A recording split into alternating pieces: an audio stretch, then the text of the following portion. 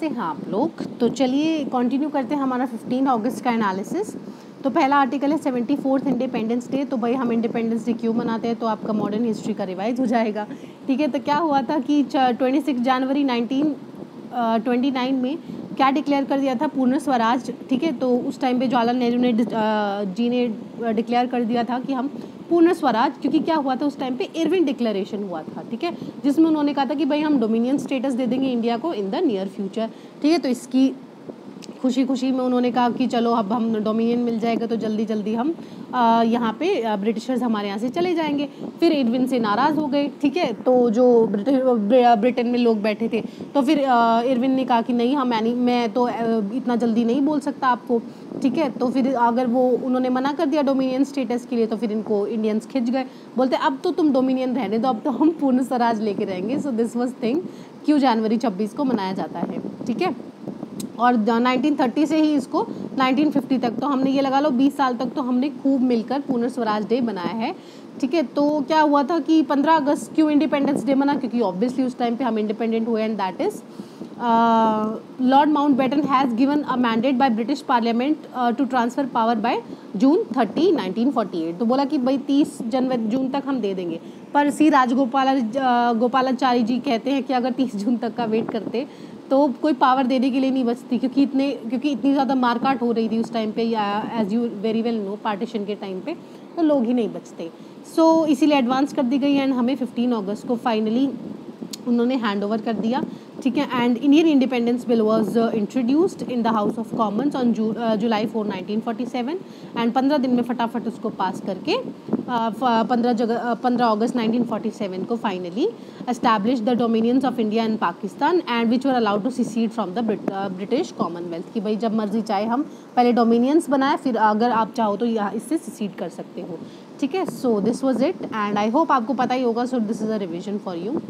Then Ashok Gehlot led government wins trust vote in Rajasthan. So बिल्कुल भी context important नहीं है, आपको ध्यान भी नहीं देना चाहिए क्योंकि ये पॉलिटिक्स से भरा पड़ा है। तो मेन इंपॉर्टेंट क्या है, ट्रस्ट वोट क्या होता है। ट्रस्ट वोट क्या होता है, बेसिकली ट्रस्ट मतलब विश्वास, तो एक कॉन्फिडेंस मोशन होता है या वोट ऑफ कॉन्फिडेंस।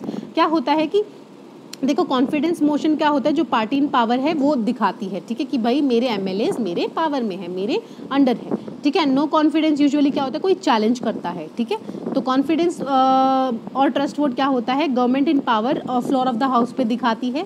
ठीक है, तो जो इलेक्टेड रिप्रेजेंटेटिव्स हैं डिटरमाइन करते हैं कि काउंसिल ऑफ मिनिस्टर्स को कॉन्फिडेंस है या नहीं हाउस में, क्योंकि क्या होता है कि जो because these women sing together and they are collectively responsible to the house.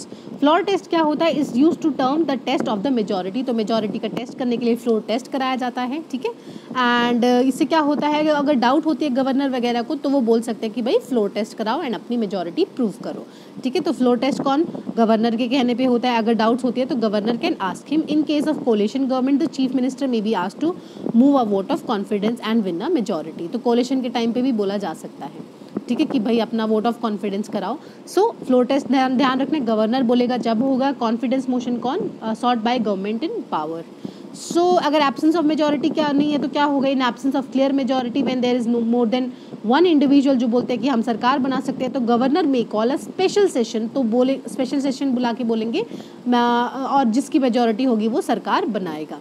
ठीक है, कुछ लेजिस्लेचर हो सकता है कि वोट ना करे, ठीक है, या एब्सेंट हो, तो जो आए हैं सिर्फ उनकी वोट काउंट होगी। तो इसे क्या कहते हैं, composite floor test. Composite floor test में क्या होता है, जब एक क्लियर मेजोरिटी ना हो तब करवाते हैं।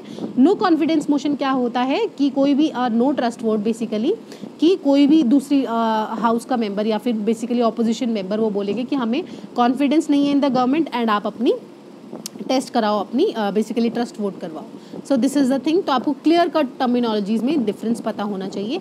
According to article 75 and article 164 council of minister क्योंकि कलेक्टिवली रिस्पॉन्सिबल होते हैं, तो ये सब उनकी टेस्ट होते हैं जैसे हमारे होते हैं। ठीक है, then SC holds Prashant Bhushan contempt, guilty of contempt. तो कंटेक्स्ट में मत जाना, इट इज़ अगेंस्ट भरा पड़ा ऑफ पॉलिटिक्स। सो बेसिकली बोला गया है कि उनके ट्वीट्स हैं जो वो करते हैं तो उसमें काफ़ी ज़्यादा मतलब कोर्ट की बेसिकली डिग्निटी कम की गई है। तो अब हमारे यहाँ पे क्या इंपॉर्टेंट है, सिविल कंटेम्प्ट इंपॉर्टेंट है एंड क्रिमिनल कंटेम्प्ट इंपॉर्टेंट है, ठीक है। तो ये आपके लिए क्वेश्चन बनता है क्योंकि मैं इसको बहुत बार करा चुकी हूँ, दोनों में डिफरेंस क्या होता है, ठीक है। तो मैं आपको वैसे बता देती हूँ, आर्टिकल 129 और आर्टिकल 215, तो इससे high courts and supreme court के पास पावर होती है जिससे वो अपनी खिलाफ जो भी कंटेम्प्ट है उसको पनिश कर सकते हैं। सो these things you must remember. So this is not very important article. तो ये बता रखा है कि भाई वे फॉरवर्ड क्या हो सकता है कि जैसे ब्रिटिश जज है यूएस एंड कनाडा में होता है कि वो कंटेम्प्ट के लिए जब भी पनिश करते हैं जब उनको एक इमिनेंट थ्रेट दिखता है या वो पर्सनल इंटरेस्ट को नहीं लेते। अब इसमें क्या है कि उन्होंने चीफ जस्टिस को क्या बाइक पे बैठे दिखा दिया, पॉश बाइक पे, तो वो कंटेम्प्ट ले गए। सो ऑब्वियसली ना, तो ब्रिटिश जज क्या बोलते हैं कि हम पर्सनल इंसल्ट नहीं लेते, ठीक है। या फिर अगर मेलाइस से बोल रहे हैं, मतलब उसको नीचा दिखाने के लिए बोल रहे हैं, तब तो वो लेंगे, बट वैसे नहीं लेते। एंड बेसिकली वही होता है ना कि जब नहीं क्लियर कट डिमार्केशन होती है तो ये चीज़ें होती ही हैं। सो हमें इतना पॉलिटिक्स में नहीं जाना, otherwise I will be carried away. So criminal contempt and civil contempt में आपको डिफरेंस बताना है, ठीक है। Then is about need to amend the officials language act for good governance CGI। तो शरद ए बोबडे ने बोला है कि भाई जो ऑफिशियल लैंग्वेज एक्ट है उसको अमेंड करना चाहिए, ठीक है, ताकि मोर वर्नाकुलर लैंग्वेजेस हम गवर्नेंस में ला सकें, क्योंकि अभी इंग्लिश हिंदी चलती है हर जगह, हमारे तो 22 ऑफिशियल लैंग्वेजेस है भाई, उनको भी लेकर आओ ना। तो यही चीज़ है। एंड तो जो क्योंकि जो ड्राफ्ट इन्वायरमेंट जो इम्पैक्ट असेसमेंट है इसको भी हमने कवर किया हुआ है, जो नोटिफिकेशन है 2020 की, उसमें बोला गया है कि भाई इसको अवेलेबल कराओ 22 वर्नाकुलर लैंग्वेजेस में जो हमारे 8 शेड्यूल में दे रखी है। तो उसके लिए ये कंटेक्स्ट आया था। तो इसके तहत हमें क्या इंपॉर्टेंट याद रखना है, कौन कौन से आर्टिकल्स हैं जो लैंग्वेज रिलेटेड है। तो आर्टिकल 348 जो कॉन्स्टिट्यूशन ऑफ इंडिया है बोलते हैं कि सुप्रीम कोर्ट की सारी प्रोसीडिंग्स और हाई कोर्ट की प्रोसीडिंग्स इंग्लिश में होनी चाहिए अंटिल पार्लियामेंट बोले कि कोई और लैंग्वेज में आप करा सकते हैं।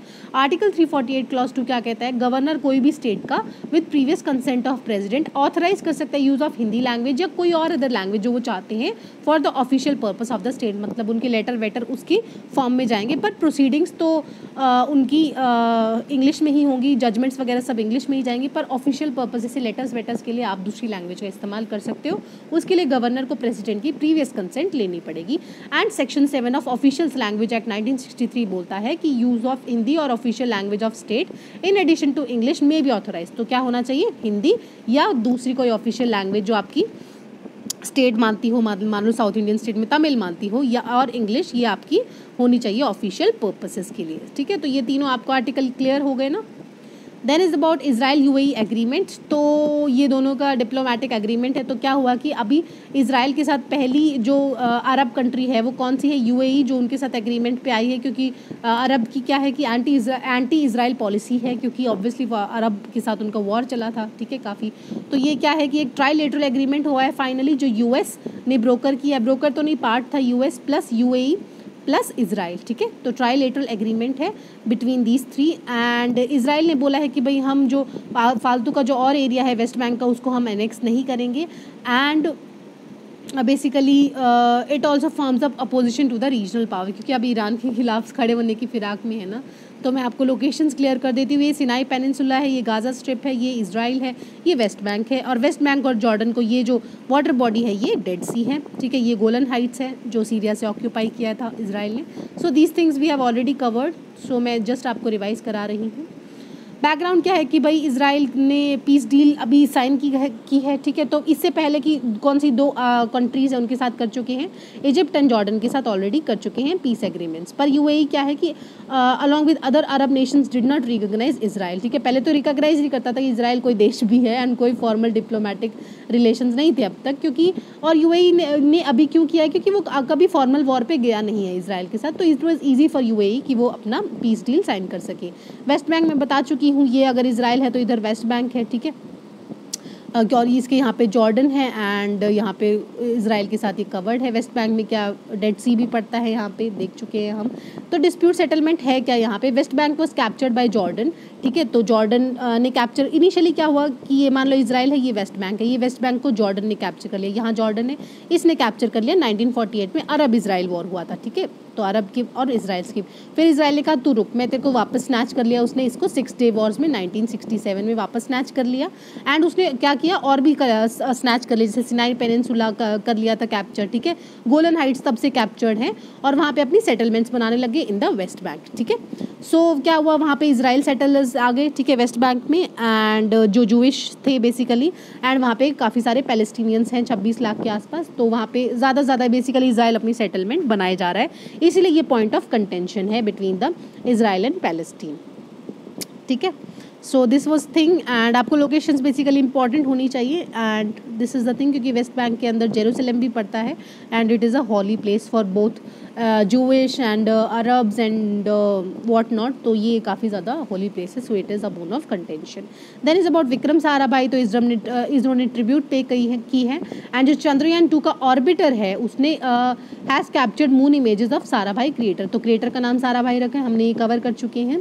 कंट्रीब्यूशन क्या है, बॉर्न कब हुए थे, 1919, तो आपको मोंटेगू क्लेम्सफोर्ड रिफॉर्म्स याद आ गए होंगे, ठीक है, तो तब बॉर्न हुए थे, एंड इंडिया की जो फ्यूचर है इन द एस्ट्रोनॉमी उनको काफ़ी ज़्यादा इन्होंने बेसिकली एस्टैब्लिश कराया है। पहले क्या था, इसरो से पहले क्या बना था हमारा इंकोस्पार, तो Indian national committee for space research, जिनको बनाने में काफ़ी मतलब गवर्नमेंट को ज़्यादा मतलब सजेस्ट किया था कि ऐसे तरीके की कमेटी बनाओ, एंड उनके चेयरमैन भी विक्रम साराभाई थे।